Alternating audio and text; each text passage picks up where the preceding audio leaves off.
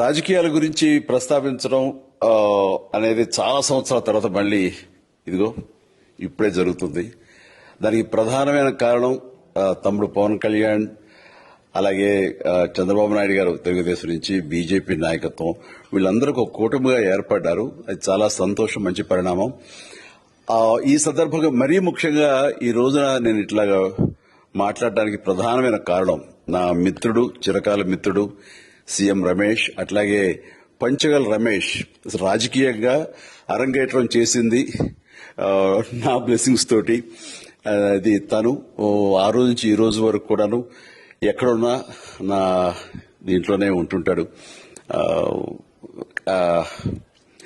అలాంటి Panchagal Ramesh and CM Ramesh గారు వీళ్ళు నాకు కావలసిన వాళ్ళు ఇద్దరు కూడాను అనకాపల్లి కాన్స్టిట్యున్సీ లో ఎంపీ క్యాండిడేట్ గా, అలాగే పెందుర్తి ఎమ్మెల్యే క్యాండిడేట్ గా వీరు నిలబడటం అన్నది నాకు చాలా సంతోషంగా ఉంది. ఎందుకంటే ఇద్దరు చాలా మంచి వాళ్లే కాకుండా సమర్థవంతులు. ఇలాంటి వాళ్ళు అలాంటి కాన్స్టిట్యున్సీకి, దాని అభివృద్ధికి ఎంతగానో దోహదపడతారు అన్న నమ్మకం నాకు చాలా ప్రగాఢంగా ఉంది. ముఖ్యంగా సీఎం రమేష్ గారికి కేంద్రంతో ఉన్నటువంటి సంబంధాలు, అనుబంధం ఇది మరీ మరీ ప్రత్యేకం. నాకు అది ఎప్పటి నుంచో తెలుసు. వారి గురించి నేను వింటూనే ఉన్నాను, చూస్తూనే ఉన్నాను. అండ్ ముఖ్యంగా ఆ కాన్స్టిట్యున్సీ, అనకాపల్లి కాన్స్టిట్యున్సీ అభివృద్ధికి ఈయన పరిచయాలు, కేంద్రంతో ఈయనకున్న సత్సంబంధాలు ఎంతో ఉపయోగపడతాయి. తద్వారా రమేష్ అలాగే మిగతా ఎమ్మెల్యేలు అందరూ కూడా ఎవరైతే అభివృద్ధి చేయాలి ఆయా ఎమ్మెల్యే నియోజకవర్గాలు అనుకున్నారో అవన్నీ కూడా సజావుగా సాగిపోతాయంటానికి దాని వెనకాల సీఎం గారి కృషి డెఫినెట్ గా ఉంటుందంటే ఎలాంటి సందేహం లేదు.